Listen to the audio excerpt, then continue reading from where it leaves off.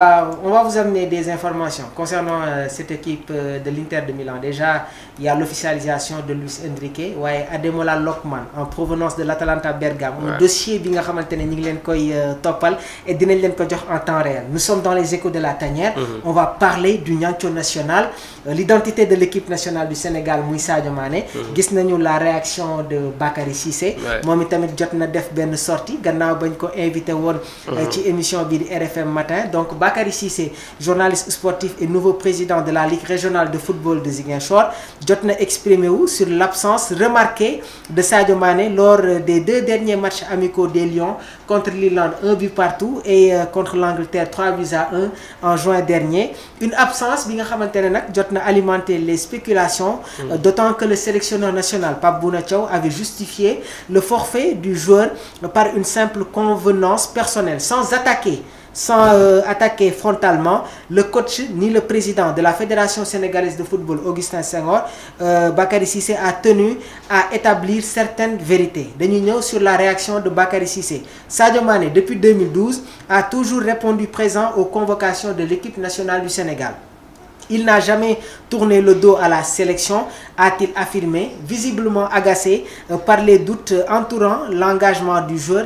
S'il a évité de commenter les propos du sélectionneur, le confrère n'a pas caché que les choses se sont dites en coulisses. Sadio leur a parlé à la fois au sélectionneur et au président de la fédération.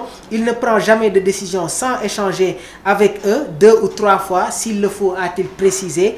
Interrogé sur la fameuse formule de Pape Thiaw, pour convenance personnelle, Bakary Cissé a livré une réponse teintée d'ironie.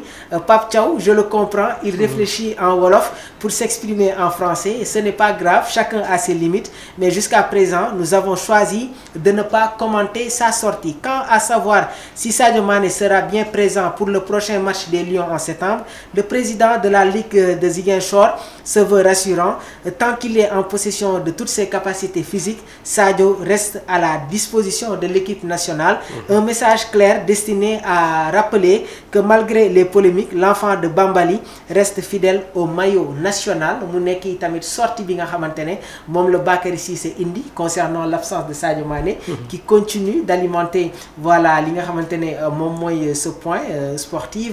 Nan ngay jàngatee déjà cette sortie waaye tamit jibi dama bëgg nga faram fàcceel ñuko ba gaay ñi sétane xam exactement lan la Sadio lu Bakary Cissé bëgg expliquer concernant l'absence de Sadio Mané. Pour moi la sortie de Bakary Cissé defaat rek lu gën a yëkkatiwaat coow li donc demoon na benn saa nit ñi bàyyi woon nañ ko fàtte nañ ko mais li mu defaat ni sortie bi fii ak tuuti di nga diggaa mu nekkaat en tout cas sur la scène nit ñi di si commenter te alors que Sénégal mi ngi waaj a préparé non du apaisé déjà lu mu waxee boo ko liiree da ngay xam ni ça va encore créer de bruit non seulement entre Pape Thiaw et Sadio Mané mais tamit en tant que Pape Thiaw et l'agent même du joueur qui est Bakary Cissé bi nga xamante ne moom mooy son agent le président donc de la Ligue de football de Ziguinchor élu récemment.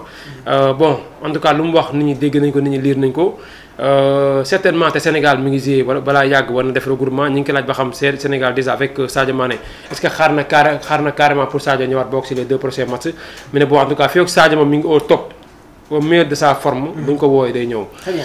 Si kanam dinañ ci xam dara Pape Thiaw dina ko woo du ko woo dinañ ci xam dara donc lu mu expliqué da ngay xam ni am na lu ne si ginnaaw loo xamante ni peut-être waxuñu ko carrément mu jëm kaw. kenn xamu ko ñoom rek ñoo xam ñoom ñu tourné si dossier bi. moo tax man ma ne toujours sur l'affaire Sadio Mané. nañ ci def naan mais si li ma doon gën a accentuer. si li ma gën a goon teg sama loxo mooy li équipe day am identité. et Sadio Mané représente l'identité de l'équipe nationale du Sénégal léegi nag je pense qu'il y a des discussions en interne. loo xamante ne ñun amuñu ko.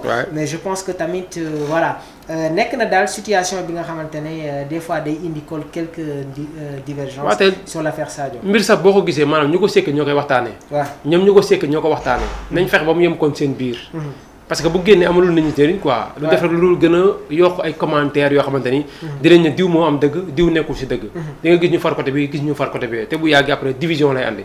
ba nee division boo moytuwul day feeñ ba si biir équipe nationale bu Sénégal. ndax Sadio léegi il représente quelque chose au sein de l'équipe nationale du Sénégal. Très bien am na fa des amis yoo xamante ni tey bu demoon ba nar a nekk en tiraillement avec le sélectionneur wala président de la fédération boo moytuwul dem si moom kese. dina am des souteneurs boo amee souteneur mooy jàppale Sénégal donc day fissuré wu donc na yem daal seen biir waxtaanee nañ ko dafa yem ñun lu ñu intéressé mooy Sénégal lay football Sadio Mané na ñëw bu ñëwee bu fekkee ñëw na nekk ci meilleur niveau apporté na contribution def nañ li ñu war a def joué nañu ni ñu war a joué na yem foofu li nga xamante ne c'est hors des terrains loolu nekk si ñoom rek. mais ñu lu ñu intéressé mooy saa bu ñu woo équipe nationale war a joué ñu sentir daal équipe bi suude wu na nit ñi bëggante nañ pare nañ pour jox li ñu war a joxe loolu moo ñu intéressé les Sénégalais mais des détails yoo xamante ne am na te tamit nul n'est parfait. Sadio Mané nekkul dafa parfait. depuis 2012 mi ngi koy wax mi ngi ñëw en équipe nationale du Sénégal. saa bu ñu ko woowee day ñëw joxe à 100%. bu fekkee def na erreur c'est compréhensible mën nañ ko nangul. bu fekkee Pape Thiaw moo def erreur mën nañ ko nangul parce que nul n'est parfait. Sadio ñëpp kenn du werante nu mu bëggee mooy bu Sénégal. c'est ça. jot na fi sax nar a ñàkk bakkanam si suñu match contre Cap-Vert. si duel bi nga xam ne defoon na ko am avec le portier cap-verdien. foofu Sadio mënoon na fa am problème carrément. ba ñu bëggee insister pour mu génn dafa ne du génn. comme si que dafa gisoon dafa war a marqué ci biir match bi. noonu la def ba dugg marqué son but quelques minutes après mu tëdd si suuf toog. ñu génne ko ñu génne ko parce que mi ngi commencé woon di mur. donc un joueur comme Sadio Mané vraiment mérite du respect. très bien man foog Sénégalais tamit gën koo jëmmal gën koo yëkkati même bu fekkee def na erreur. même bu fekkee def na erreur woo nañ ko ñëwul. c'est autre chose. lu ñu intéressé en tout cas ñun mooy nañ fexe ba Sénégal en tout cas ñu ko xamee woon entente bi solidité bi. toujours mu continuer quoi. merci beaucoup Djiby Niang merci beaucoup aux internautes de Sport Life 221 Omar on peut continuer wala daanaka que lu ñu joxoon ci ay waxtu jeex na bon Omar nee na on peut continuer donc on va venir.